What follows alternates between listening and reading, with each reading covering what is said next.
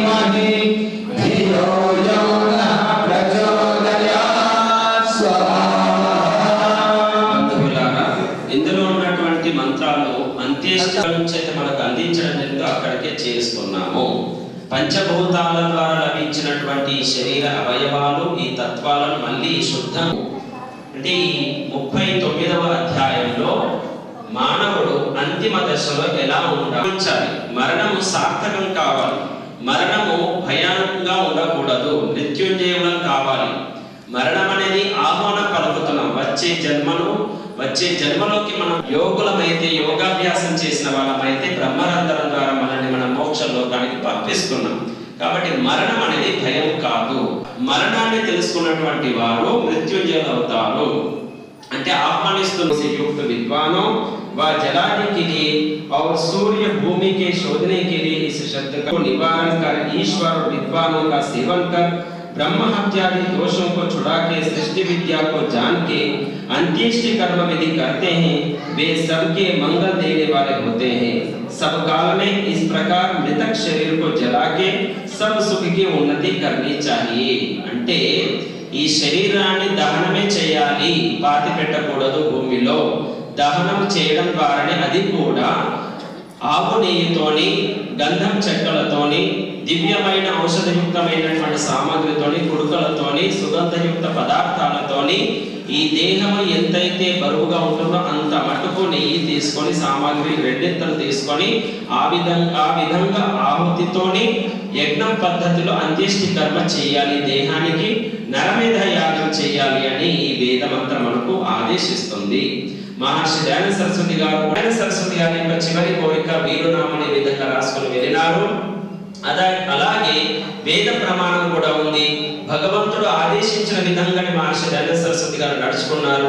కాబట్టి భగవంతుని ఆజ్ఞ ప్రకారంగానే వారి దేహానికి దహనం చేయడం జరుగుతుంది అనేది అప్పుడు వారు సమాధానం చెప్పడం జరిగింది. కాబట్టి బంధువులారా, ఈనాడు ప్రపంచంలో ఆర్య సమాజం ద్వారా జరుగుతున్నటువంటి గొప్ప కార్యాలలో ప్రధానమైనటువంటి గొప్ప కార్యం ఏమిటి అంటే అంత్యేష్టి సంస్కారమే ప్రధానమైనటువంటిది. ఈ అంత్యేష్టి సంస్కారం ఈ పౌరాణిక పండితులు చేయడం ముందుకు రారు. దీనికి ముందుకు వచ్చినటువంటి వారు ఆర్య సమాజకులే. ఎటువంటి కుల మత వర్గ భేదం లేకుండా ప్రతి ఒక్కరు ఇదే విధంగా చేయాలి అని అలా చూసినటువంటి వారు, మా కులంలో అటువంటి అంచనా లేదు అని అన్నటువంటి వారు కూడా ఒకసారి చూసిన తర్వాత ఇదే పద్ధతిలో చేయాలని వారు కూడా నిర్ణయించుకుంటున్నారు. ఇలా చాలా అంత్యేష్టి సంస్కారాలు మన ఇందూరు చుట్టుపక్కల జరుగుతూనే ఉన్నాయి. ఇది మనం గమనిస్తున్నాం. ఈ విధంగా మనకు వేదము ఆదేశించిన ప్రకారం మనం నడుచుకుంటున్నాము. కాబట్టి ప్రతి ఒక్కరు కూడా వేదాన్ని అనుసరించినప్పుడే ప్రజలు సుఖంగా, సంతోషంగా, ఆనందంగా, ఆరోగ్యంగా ఉంటారు. గాయత్రి మంత్రం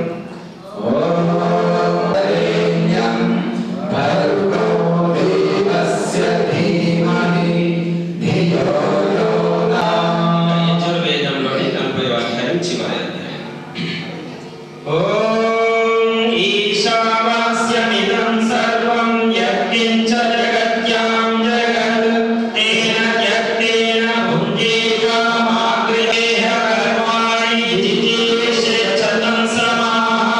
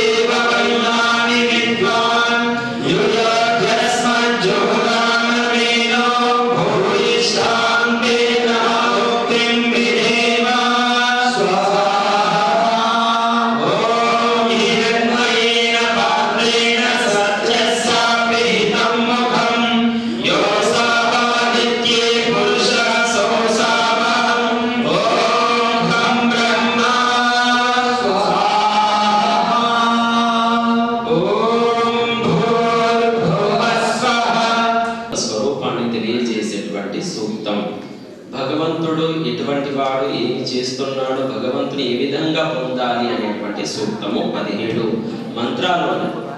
ఇది ఉపనిషత్తు కూడా, మొట్టమొదటి ఉపనిషత్తు కూడా ఉంది, ఈశావాస్య ఉపనిషత్తు. ప్రతి ఒక్కరు కూడా తప్పనిసరిగా ఈశావాస్య ఉపనిషత్తు చదవండి. పండిత గోపదేవ్ శాస్త్రి గారు అనువాదం చేయబడినటువంటి తెలుగులో అనువాదం ఉంది. ఆ గ్రంథాన్ని తప్పకుండా చదవండి. దాని ద్వారా మనం తెలుసుకోగలుగుతాం భగవంతుని యొక్క స్వరూపాన్ని. అయితే చివరిగా మంత్రం యొక్క అర్థం ఏమిటి అంటే, हे मनुष्यों, जिस ज्योति स्वरूप रक्षक मुझसे अविनाशी यथार्थ कारण के आच्छादित मुख के तुल्य उत्तम अंग का प्रकाश किया जाता, जो वह प्राण व सूर्यमंडल में पूर्ण परमात्मा है, वह परोक्ष सूर्यादि लोक में हूँ, वही यहाँ हूँ, सर्वत्र परिपूर्ण आकाश के तुल्य व्यापक, मुझसे भिन्न कोई बड़ा नहीं, मैं ही सबसे बड़ा हूँ, मेरे सुलक्षणों से युक्त पुत्र के तुल्य प्राणों से प्यारा मेरा निज नाम ओम है। प्रेम और सत्याचरण से शरण लेता उनकी अंतर्यामी रूप से मैं अविद्या का नाश कर, उसके आत्मा का प्रकाश करके शुभ गुण कर्म स्वभाव वाला कर, सत्य स्वरूप का आवरण स्थिर कर, योग से हुए विज्ञान को दे और सब दुखों से अलग करके मोक्ष सुख को प्राप्त को। ఈ పదాలను చదివి వినిపించడం జరిగింది. అంటే పరమపిత పరమేశ్వరుడు నేనే అందరికన్నా గొప్పవాడిని, నన్ను పొందాలనుకున్నప్పుడు ప్రాణాల కన్నా ప్రియమైనటువంటి ఓంకారం నా యొక్క నామము, మీరందరూ కూడా ఓంకారోపాసన చేసి నన్ను పొందండి.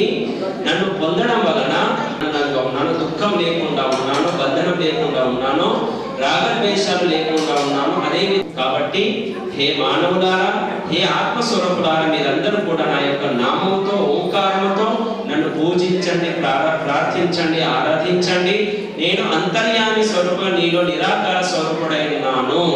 నేను సాకారం కాదు, నేను నిరాకారుని అని పరమేశ్వరుడే ఆదేశిస్తున్నాడు, తెలియజేస్తున్నాడు. इस अध्याय में ईश्वर के गुणों का वर्णन, अधर्म का त्याग का उपदेश, सब काल में सत्य की रक्षा, उससे मोह शोक आदि का त्याग, ईश्वर का जन्मादि दोष रहित होना, वेद विद्या का उपदेश, कार्य कारण रूप जड़ जगत की उपासना का निषेध, उन कार्य कारणों से मृत्यु का निवारण करके मोक्ष आदि सिद्ध करना, जड़ वस्तु की उपासना का निषेध, चेतन की उपासना की विधि,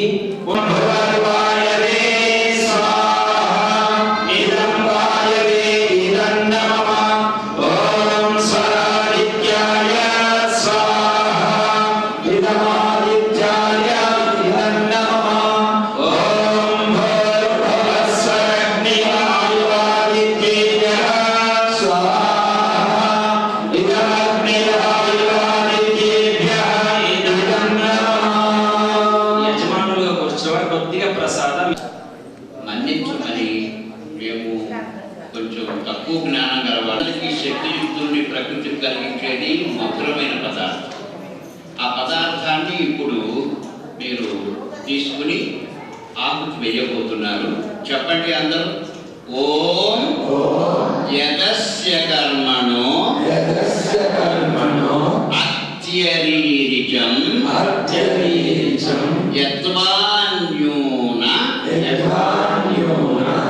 మిహాకరం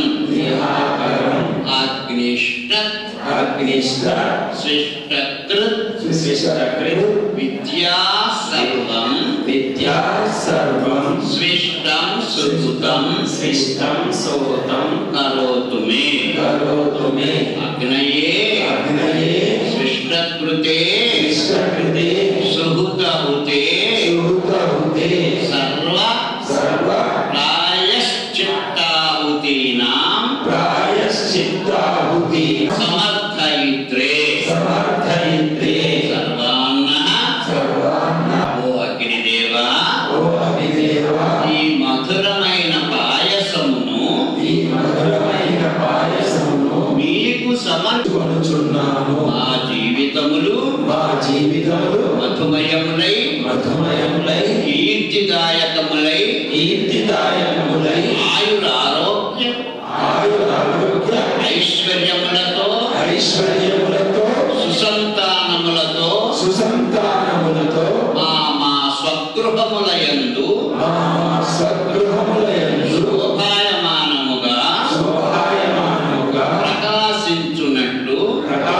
ఫలించునట్లు కృపతో కృపతో మమ్ములను ఆశీర్వదింతువుగాక.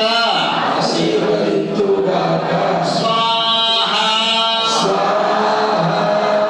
ఇదమగ్నయే ఇదమగ్నయే శిష్టకృతే. పవమానాహతులు ముందుగా ఒక ఘృతాహుతి మౌనాహుతి కేవలం ఘృతం సమర్పించండి.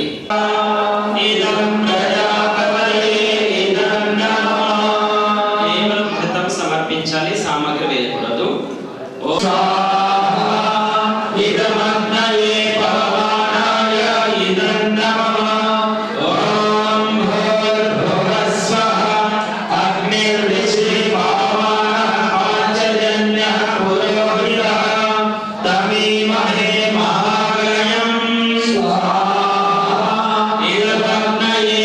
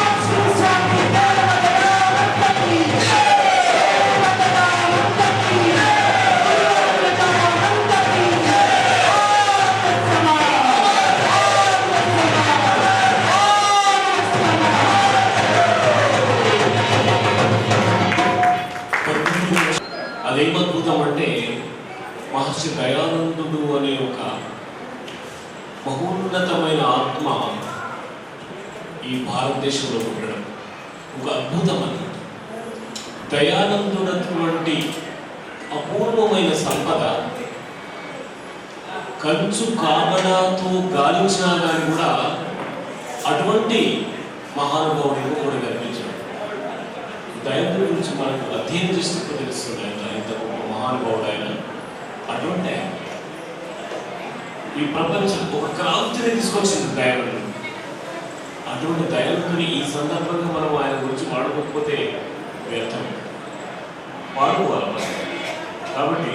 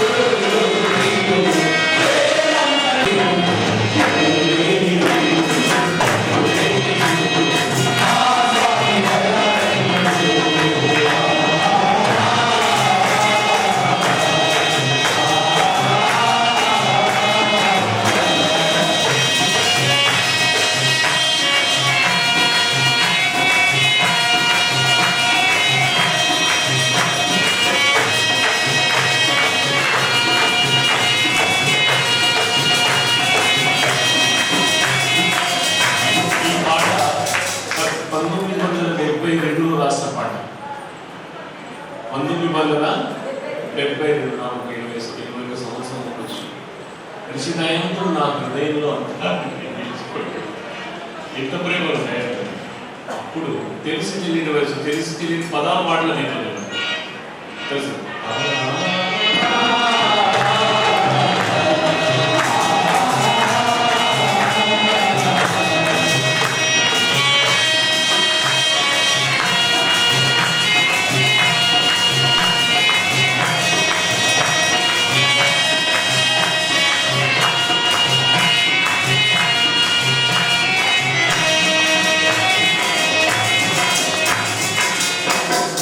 వేదమాత కరుణ నీకు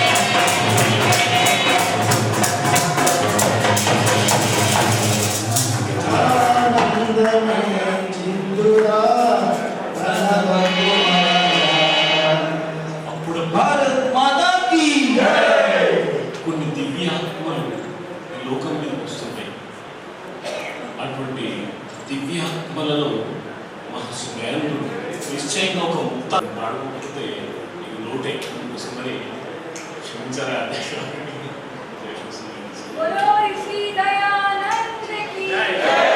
ఉపన్యాసం ఉంటుంది, వేదోపదేశము చక్కగా విన్నాము.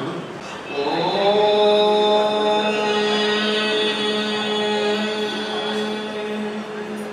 భద్రం కరిష్యసి తదేత సత్యమంగిరః. ఆదరణీయ మాతృశక్తి, పూజ్యులైన పెద్దలారా, పిల్లలారా, ఈ కార్యక్రమం 7 రోజులుగా మనం ఏర్పాటు చేసుకున్నాం. ఉదయం కార్యక్రమంతో పూర్తవుతుందన్న బాధగా ఉంది కదా, మనందరికీ బాధగా మిమ్మల్ని పెట్టి నేను పోవాలన్నా బాధ, అంతా బంధనాలే, వాడు అన్ని బంధనాలే. ఇదొక బంధనం. ఆర్య సంస్కృతి, సభ్యత ఎంత అద్భుతంగా ఆ సహకారం, ఆ సాన్నిహిత్యము, ఆ ప్రేమలు, ఆ దయలు, ఇవన్నీ కూడా ఆత్మీయ బంధువులు అంటారు. అది అంతకన్నా ఏమి చెప్పని చెప్పాలంటే ఆత్మీయ బంధువులు, ఆత్మ బంధువులు. ఆత్మ బంధువుల్లో అన్నీ కలుస్తుంది. రక్త సంబంధం కలుస్తుంది, సంస్కృతి సభ్యత కలుస్తాయి, అన్నీ కలుస్తాయి. అట్లాగే నీలము తప్తలోహమున నిల్చి అనామకమైన నశించు ఆ నీలమే నళినీదళ సంస్థితమై తనచ్చు. ఆ నీలమే శుద్ధిలో బడిమణిత్వముగాంచు సమంచిత ప్రభం పౌరుష వృత్తులిట్లు అథము మధ్యము ఉత్తము కొల్చువానికి. మనందరం మనుషులమే, అయినా మన ప్రవృత్తుల్లో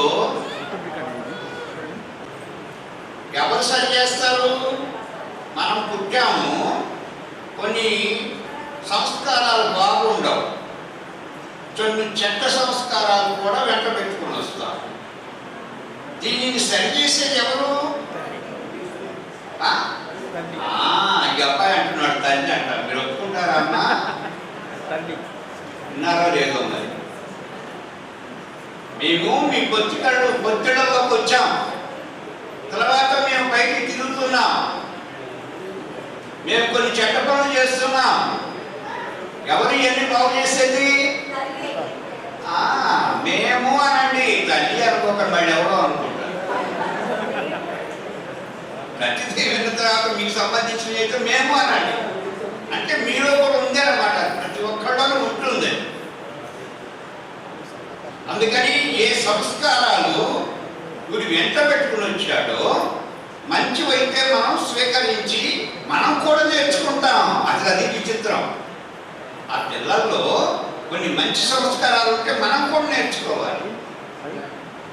కొన్ని సంస్కారాలు చెడ్డగా ఉన్నప్పుడు తల్లి మందలించి అది చెయ్యకూడదు అని నానా రకాలుగా అతనికి చెప్పి లాలించి గుచ్చలించి చేస్తుంది. అట్లా మనందరం ఈ సమాజంలో ఒక వ్యక్తులుగా తయారయ్యాం. అసలు వ్యక్తి అంటే ఎవరు? వ్యక్తి అంటే ఎవరు?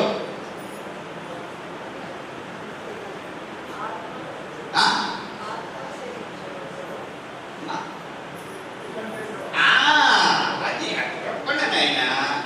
వ్యక్తి అంటే వ్యక్తం చేస్తాడు. దేంతో వ్యక్తం చేస్తాడు?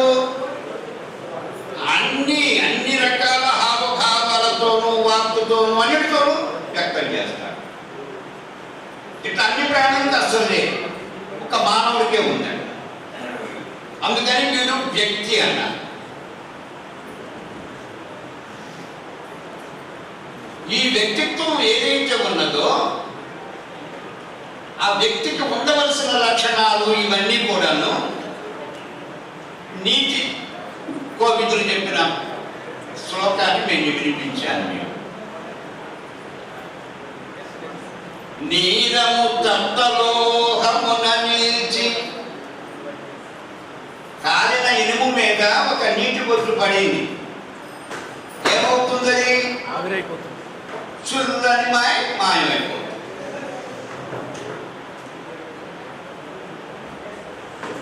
తర్వాత అలాగే ఇంకొక నీటి బొట్టు నడినీదళ సంస్థితమై కనచ్చు.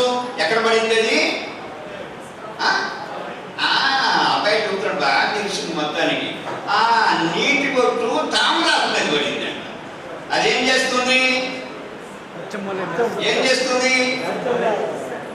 ఇట్ట తలతల మెరుస్తూ మన ఆనందపరుస్తుంది. అదొక రకం.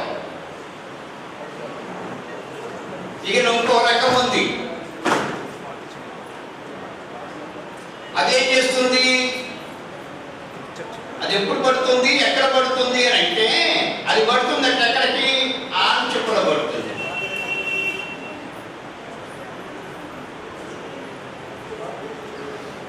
ఆ నీరము శుద్ధిలో బడి మణిత్వముగాంచు. ఆ స్వాతి ముత్యం అంటారు. ఆ స్వాతి ముత్యం అనేది అలాగా స్వాతి అనే నక్షత్రం ఉన్నప్పుడు ఆ నీటి బొట్టు ఎక్కడ పడుతుంది? నీళ్ళల్లో పడుతుంది. అది ఎక్కడికి వెళ్తుంది?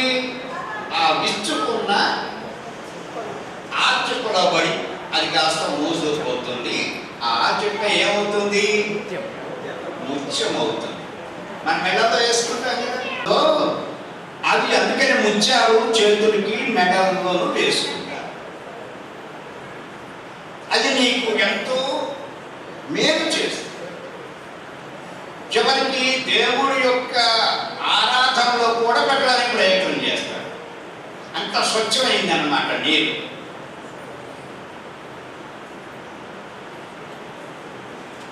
ఇకను శుద్ధిలో బడి మణిత్వముగా సుసమంచిత ప్రభం పౌరుష వృత్తులెట్లు సుర్రుమన్నాడు అధముడు. చుర్రుమని పోయాడు కదా, ఆవిరైపోయాడు. వాడెవడు? అధముడు. తర్వాత ఈ తామరాకు మీద పడింది కదా, అక్కడ ముత్యంలాగా మెరిచి కాసేపు అందరినీ అలరించింది. అది రెండవ వాడు, మత్స్యము. ఇక నువ్వు ఉత్తముడు ఎవరు? అదనమాట మన బతుకుడు. అది నువ్వు ఏ రకం అవుతావు, నీ ఇష్టం. ఏ రకం అవుతావు నువ్వు? చురుమని పోతావా, లేకపోతే అందరినీ అలరిస్తూ కొంచెం కాలమైన ఉంటావా, లేకపోతే ఆర్చుకులో పడ్డ ముత్యంలాగా అందరి చేత అందరి నెలల్లో ధరింపబడి అందరి చేత పొగడ్తలతో అత్యధికమైనటువంటి శ్రేష్టమైనటువంటి విద్వాంసులుగాను, శ్రేష్టమైన ఒక రాజకీయ వ్యవస్థలో వాడిగాను, ఏదో ఒకటి మనం ఈ మధ్య మీరు విన్నారో లేదో, నేను మోదీ గారు అంటున్నాడు, ఏన కర్మాణ్యపసో మనీషినో యజ్ఞే గృణవంతి విదధేషు ధీరాః. బాగానే ఉన్నాయి, మంత్రం చదువుతున్నాడు ఆయన కూడా. కానీ ఆ ధీరుడు కావాలి కదా, ధీరుడుగా మనం మార్చాలి కదా. అది చేయగలరా? ఎక్కడ రాజ్యాంగంలో మన మోదీ గారు వస్తే మనకి ఏదో మేలు దొరుకుద్ది అని చాలా అనుకున్నాం. కానీ ఎప్పుడు జరుగుతుందో మనకు తెలియదు కదా, ఎవరో ఒకరు చెప్పాలిగా. అందుకని జెండాలు చాలా రకాలు ఉన్నాయి కదా. మన భారతదేశంలో చాలా రకాల జెండాలు ఉంటాయి కదా. ఒక జెండా ఏంటి?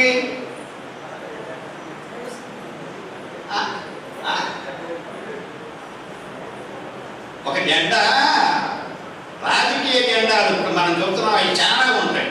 రాజకీయానికి సంబంధించిన వాడు కాంగ్రెస్ అంటాడు, కమ్యూనిస్ట్ అంటాడు, భారతీయ జనతా పార్టీ అంటాడు, ఒకడు ఇంకోటి అంటాడు, ముస్లిం, ఏదో రకరకాల జెండాలు పట్టుకుంటున్నారు. మన జెండా ఏది అసలు? మన జాతి మొత్తానికి మన జాతికి, భారతదేశం యొక్క జాతికి సంబంధించిన జెండా ఏది, అట్లాగే అమెరికా జాతికి సంబంధించిన జెండా ఏది, అట్లా ప్రతి దేశవాసులకి వాళ్ళ వాళ్ళ జాతీయ జెండాలు ఉంటాయి కదా. ఆ జాతీయ జెండా ఏది మంది? త్రివర్ణ పతాకం. మధ్యలో ఏముంది? చక్రంలో ఎన్ని చక్రాల్లో గాళ్ళు ఉన్నాయి? 24 24 ఏంటి?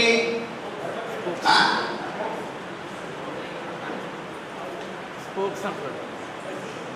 రోజు అండి, 24 గంటలు ఒక రోజు. అంటే కాలం ఎంతది? కాలం ఎంత విలువైంది?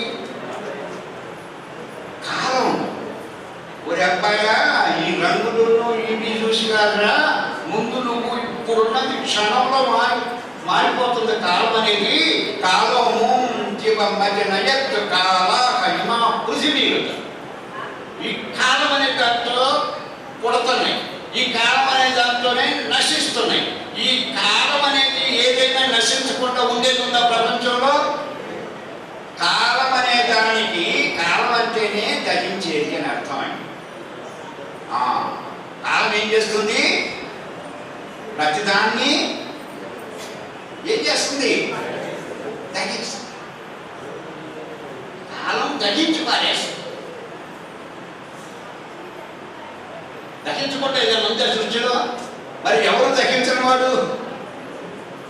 అది. అందుకనే కాలాతీతుడు ఎవరు? ఈ కాలం అనే చక్రం కింద పడి సమస్త ప్రాణులు అని చచ్చిపోతుంది, ఓడుతుంది రకరకాల. అంటే కాలం ఎంత గొప్పది? కాలం గొప్పతనాన్ని ఎవరైనా చెప్పగలరా? క్షణం పోయిందంటే మన బతుకు పోయినాయి. అసలు ఈ కాలం ఎట్లా ఏర్పడుతుంది? ఈ కాలం ఎట్లా ఏర్పడుతుంది? సూర్యుడి వల్ల ఏర్పడుతుంది. ఎక్కడ ఏర్పడుతుంది? సూర్యుడు వల్ల. ఏమన్నా రోజు కొత్త కొత్త మార్పులు ఉంటాయా దాంట్లో? అందుకని సనాతనమైన మాకు ఉతాతీశాత్ పునర్నవ అహోరాత్రి ప్రజాయజ్ఞ అన్యం అన్యేశ్వరుపై. అందుకని అన్ని ప్రాణులు దేనికోసం దేనిని ఆహ్వానిస్తున్నాయి? సూర్యుడిని ఆహ్వానిస్తున్నాయి. సూర్యుడే ఇచ్చేది. అంటే సూర్యుడు వల్ల ఏమవుతుంది? ఈ ఆహారంలో ఉండే శక్తి వస్తుంది. ఆహారంలో ఏమొస్తుంది? అది పచ్చదనం అంటారే, గ్రీన్. అదేంటి? ఎందులోనే సరే సృష్టిలో ఉన్న దాంట్లో పచ్చదనం ఉంది అంటే అది మనకి శక్తి. సూర్యకిరణాల ద్వారా పచ్చదనం ద్వారా మనకి శక్తిని ఇస్తున్నాడు. ఇప్పుడు బీరకాయలు తెచ్చారు, ఏం చేస్తారు మీరు? సొరకాయలు తెచ్చారు, ఏం చేస్తారు? ఏ కాయ తీసుకెళ్ళి గీసి చివరికి డొల్ల తింటారు. ఏం తింటున్నారు? ఇది కూడా ఘోరం. నేను అమ్మాయి చక్కగా పెట్టింది, కరకరలాడుతూ ఉండేటట్టు చక్క మరీ ఇది కాకుండా పైన బెరడు కూడా ఉంచి.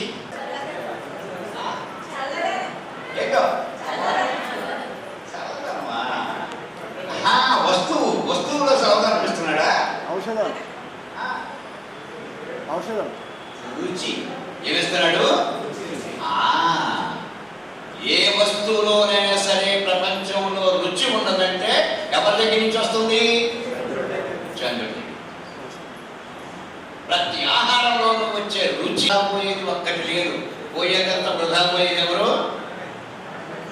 మానవుడే. అన్ని ప్రాణులు ఏదో ఒక రకంగా ప్రయోజనంతో వస్తున్నాయి. అసలు ప్రయోజనం లేకుండా పోయేదల్లా ఎవరు? ఒక మానవుడు. ఇది తెలుసుకుంటే తను అందుకు మనం వచ్చింది ఇక్కడికి. నిన్ను పంపింది కూడా భగవంతుడు. అందుకే నీ చరిత్రార్థం చేసుకోవడానికి నిన్ను పంపాడు. అట్లా ప్రకృతితో చూస్తే ప్రకృతి ఎంత గొప్పదో మీకు అర్థమైంది. నిన్న మనం చెప్పుకునే మాటల్లో కూడా నేను ఒక మాట భారత మంత్రం గుర్తురాదు. పర్యావర్తే దుస్వప్నాత్ పాపాత్ స్వప్నాత్ అభూత్యాః బ్రహ్మ మహాంతరం కృణ్వే పరాసక్తమపాపరేత్ అని ఒక మంత్రం ఉంది. నిన్న రాత్రి నా నిద్రపోవాలి. ఎందుకంటే ఈ మంత్రం గుర్తురాలా మీకు చెప్పడానికి. నిన్న ఇక ఇంకేం చేయాలి? నేనేం చేయాలి? అప్పుడు ఎందుకు గుర్తు రాలేదు? చూడాల, పుస్తకాలు చూడడం. ఎక్కడ పడింది ఇది? మనం చెబుతున్నాం కదా ఎందులో ఇరుక్కుపోతున్నాడు. ఎక్కడ ఇరుక్కుపోయింది ఇది? మనోమయ కోశంలో ఎక్కడో ఇరుక్కుపోయింది. అది తెలియదా? నిద్రపోరా 1 గంటకి గుర్తొచ్చింది. పర్యావర్తే దుస్వప్నాత్ పాప స్వప్నాత్ అభూత్యా బ్రహ్మ మహాంతరం కృణే పరా స్వప్న ముఖాగచ్చ అని వేరమంత్రం. ఇప్పుడు మనం అన్ని సుఖభోగాలు మనం శారీరకంగా అనుభవిస్తున్నాం. దుఃఖాలు అనుభవిస్తున్నాం, సుఖాలు అనుభవిస్తున్నాం శారీరకంగా. స్వప్నంలో ఏంటి? స్వప్నంలో ఏమనుభవిస్తున్నాం?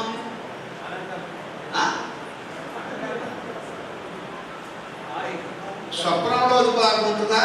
శరీరంతో అనుభవించేది బాగుంటుందా? శరీరంతో అనుభవించేది బాగుంటుంది, అంతే కదా? అట్లయితే మీకు ఎప్పుడు రాలా మహారాణులు, ఎప్పుడు రాలా, ఎప్పుడు మహానుభావులు రాలా, ఏమి బాధలు రాలా, సుఖాలు కూడా రాలా. అట్లయితే మీకు కళలు రాలా. కానీ ఎన్నో వేల రెట్లు వస్తుంటారు. మనసుతో చేసిన దానికి పాపం అని చెప్పారు కదా ఎక్కువ. ఎందుకు పాపం అంటే ఇప్పుడు మీకు అర్థమైంది కదా, మళ్ళా జన్మకు రావటమే కాకుండా ఇది అనేక రకాలైన స్వప్నాలలో ఎన్నెన్నో వికారాలు చేసి అత్యంతమైన సుఖాలు, అత్యంతమైనటువంటి భోగాలు, అత్యంతమైన దుఃఖాలు వచ్చింది. మళ్ళీ వచ్చి తగ్గ పడేది అదేగా. ఇప్పుడు వచ్చినవి మళ్ళీ అదే మనసు వస్తుంది. అప్పుడేంటి భయం కదా మనకి. అదే మనసు వస్తే ఏమవుతుంది? అందుకని భౌతికంగా వచ్చే సుఖాల కన్నా అనేక వందల రెట్లు ఎక్కువ. అందుకని ఇక్కడ చెబుతున్నాడు, నువ్వు ఏదైనా జాగ్రత్త పడినైనా మనస్సుని మాత్రం నువ్వు జాగ్రత్తగా ఉంచుకోకపోతే చాలా ప్రమాదకరమైన, నేను వెంటబడి జన్మ జన్మలకి వదిలిపెట్టకుండా నీ దగ్గర నుంచి ఆ సంస్కారాలను పట్టుకుంటుంది. అందుకని ఆ సంస్కారాలు పోవాలంటే ఏం చేశాం మనం? ఏం చెప్పాను? ప్రార్థనలో కూడా చెప్పాను నేను. మనస్సు దేని వల్ల బలపడుతుంది?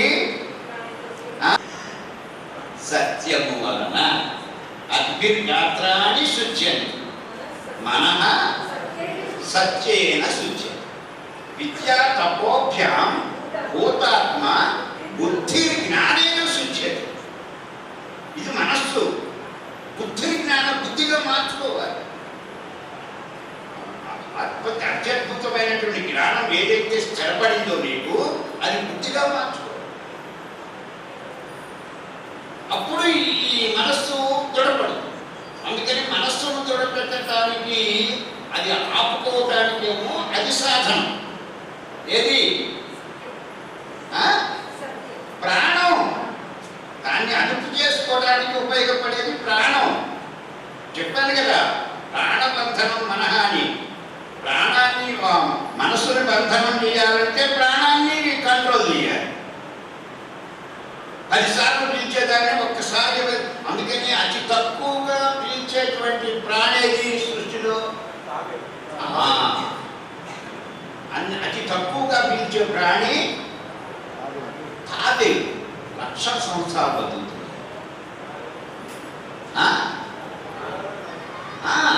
1,00,000 సంవత్సరాలు కూడా బతుకుతుందంట. అందులో జాతులు ఉన్నాయి. ఆ జాతుల ప్రకారంగా 1,00,000 సంవత్సరాలు బతికేది ఉంది.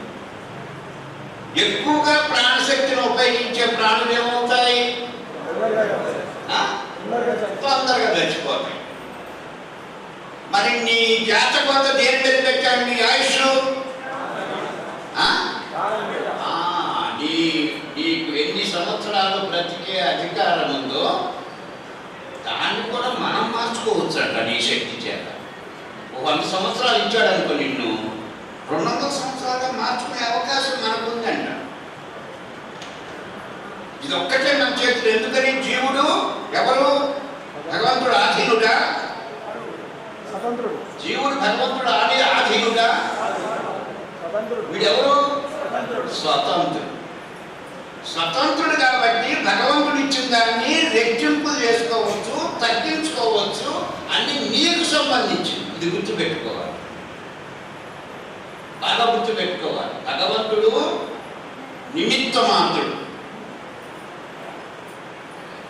ఏకో దేవ సర్వభూతేషు గూఢ సర్వవ్యాపి సర్వభూతాంతరాత్మ కర్మాధ్యక్ష సాక్షి చేత కేవలం నిర్గుణస్య. భగవంతుడు దేనికైనా ఎలా ఉంటాడు? సాక్షిగా ఉంటాడంతే. జీవుడి విషయాల్లో ఎంత కూడా కలుగు చేసుకో. కాకపోతే పుత్రుడు కదా, పుత్రిక కదా, అందుకని ఏం చేస్తాడు? తనకు తక్కువ జ్ఞానం ఉంది కాబట్టి, కొంచెం జ్ఞానం తనకి ఎక్కువ ఉంది కాబట్టి, అది వీడికి తెలిస్తే కొంచెం తప్పు చేసేటప్పుడు తెలియకుండా కొంచెం భయం కలిగిస్తాడు. ఎందుకు? పక్కనే ఉన్నాడు కదా, పక్కనే ఉన్నాడు కాబట్టి కొంచెం భయం కలిగిస్తాడు. భయం కలిగించినప్పుడు వీడికి స్వార్థం ఎక్కువ ఉందనుకో, ఎవరు చూడొచ్చారు, ఎవరు కనపట్టలేదు, ఏం చేస్తే ఏమవుతుందంట అంటే చేసేస్తాడు. అది వాడికి స్వతంత్రం. లేదు, భయం కలిగింది, అమ్మ ఏదో తప్పు, అందుకని భయం కలిగింది, దీన్ని చెయ్యను అనుకుంటాడు. వాడేమంటాడు? ఉత్తమ పురుషుడు. ఏ పనికి భయం కలుగుతుందో అది తప్పు పని. ఏ పనికి ఉత్సాహం ఇవన్నీ కలుగుతుందో అది మంచి పని. గుర్తుపెట్టుకో.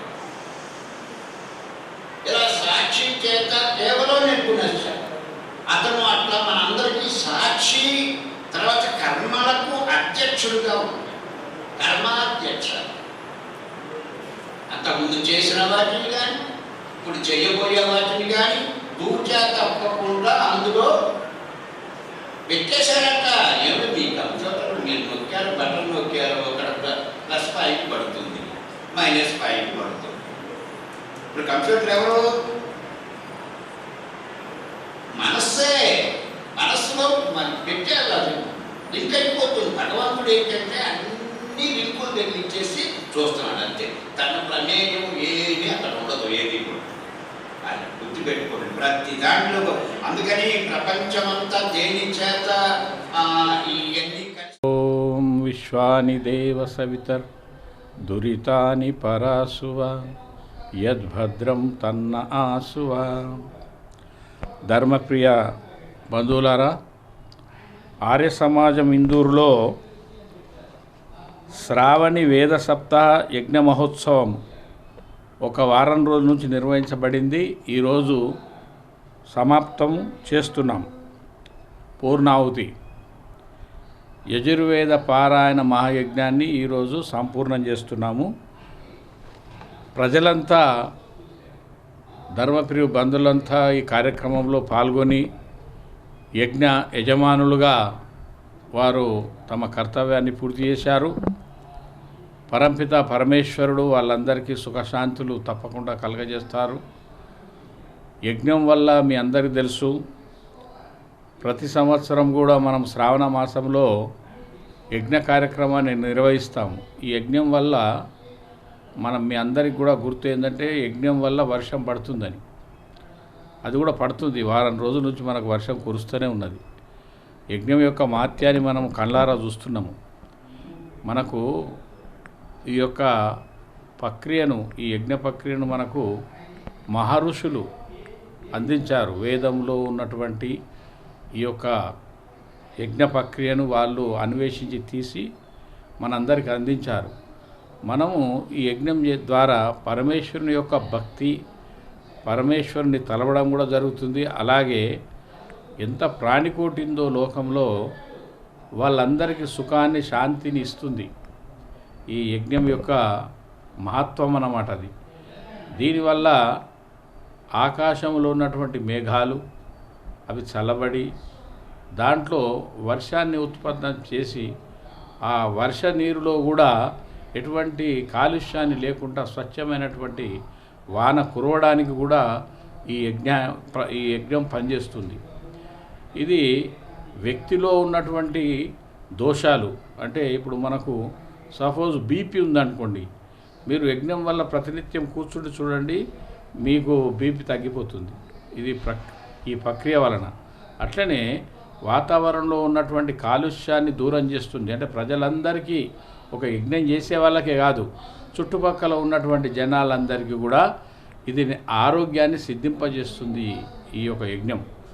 ఇది యజుర్వేద పారాయణంతో, అంటే వేదాల్లో ఉన్నటువంటి ఒక వేదం, 4 వేదాల్లో ఉన్న మంత్రాలు కూడా చదవబడతాయి. కానీ విశేషంగా యజుర్వేదం ద్వారా మనకు పరమేశ్వరుడు ఇచ్చినటువంటి ఆ వేద మంత్రాల ద్వారా ఈ వారం రోజులు కార్యక్రమం పూర్తి చేసుకున్నాము. పండితుల వారు మనందరికీ చాలా మంచి విషయాలు, అంటే మానవ జీవితానికి, మానవ జీవిత లక్ష్యానికి సంబంధించిన విషయాలన్నీ ప్రబోధం చేశారు. ఎలా మనం జీవించాలి, ఎలా మన కుటుంబాలను సవరించుకోవాలి, మన పిల్లలు మనకు చెప్పు చేతల్లో ఉండాలంటే మనం ఎలా వ్యవహారం చేయాలి, వాళ్ళకి ఎటువంటి జ్ఞానాన్ని ఇవ్వాలి అనేది మనకు ఈ వేదం ద్వారా ప్రబోధింపబడినటువంటి విషయాలను పండితుల వారు వారం రోజుల నుంచి మనకు చెప్పారు. వారు తెనాలి పట్టణం నుంచి మనము వారిని పిలిచినందున వెంటనే వచ్చేసి వారు ఈ కార్యక్రమాన్ని విజయవంతం చేశారు. వారికి వారి పేరు మాగం కృష్ణమూర్తి గారు, పండిత మాగం కృష్ణమూర్తి గారు. అలాగే ఈ వారం రోజుల యజ్ఞాన్ని నిర్వహించినటువంటి పురోహితులు, ప్రముఖంగా వేదమిత్ర గారని, పండిత వేదమిత్ర గారు ఈ యజ్ఞాన్ని నిర్వహించారు. వారికి సహకరించిన వారు యోగా సిద్ధిరాములు గారు, వాళ్ళు ఆచార్యులే. అలాగే ఆర్ఎస్ బాబు గారు, ముని అని పిలువబడతాడు, వారు కూడా సహకరించారు. ఈ కార్యక్రమంలో ముఖ్యంగా మనము పరమేశ్వరుని యొక్క స్తుతి, ప్రార్థన, ఉపాసన చేశాం. అంటే పరమేశ్వరుని గురించి పాడాం, అంటే భజనలు నిర్వహించాం. దాంట్లో ప్రముఖంగా వేదవీణ యొక్క కవి పండిత ప్రణవ్ కుమార్ గారు, వారు వారం రోజులు మనకు మంచి భక్తి గీతాలు వినిపించారు. అలాగే మానవుడి యొక్క కర్తవ్యాన్ని గురించి కూడా ప్రబోధం ఉన్నటువంటి పాటలు, అలాగే మనం దేశభక్తి, దైవభక్తి, దానికి సంబంధించిన ఎన్నో పాటలు వారు పాడి మనందరినీ చైతన్యవంతులను చేశారు. వారికి ధన్యవాదాలు, పండితుల వారికి ధన్యవాదాలు. ఎవరైతే పురోహిత్యం చేశారో వాళ్ళకు కూడా చాలా ధన్యవాదాలు అర్పిస్తున్నాను. అలాగే ఇందూరు నుంచి ఎవరైతే ప్రజలందరూ ఈ కార్యక్రమంలో పాల్గొన్నారో వాళ్ళందరికీ కూడా ఆర్య సమాజం ఇందూరు వైపు నుంచి నేను కృతజ్ఞతన అభినందనలు తెలియజేస్తున్నాను. బంధువులారా, ప్రతి పండుగ కూడా, రేపు జరగబోయేది కూడా ఒక పండుగ ఉంది, అది శ్రీకృష్ణ జన్మాష్టమి. దాన్ని కూడా మనం విధిపూర్వకంగా, అంటే మంచి కార్యక్రమాన్ని చేపడతాం. సాయంత్రము ఉదయము 8:30 గంటలకు యజ్ఞంతో ప్రారంభించబడుతుంది. దాంట్లో కూడా మీరు అందరూ పాల్గొనాలి.